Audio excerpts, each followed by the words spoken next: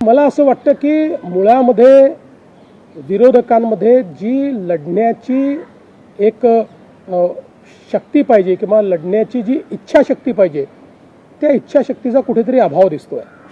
शेवटी विरोधी पक्षात काम करत असताना जनतेमध्ये जाऊन आपल्याला त्या ठिकाणी काम करावं लागतं, जनतेचा आवाज बनावा लागतो।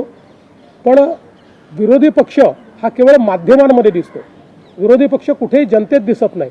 तो जोपर्यंत माध्यमांमध्ये आहे तोपर्यंत जनता त्यांच्यासोबत जाणार नाही। आज आमच्या पुढे या समितीने आपला अहवाल सादर केलेला आहे। आता हा जो अहवाल आहे हा अहवाल आमच्या मंत्रिमंडळापुढे आम्ही मांडू।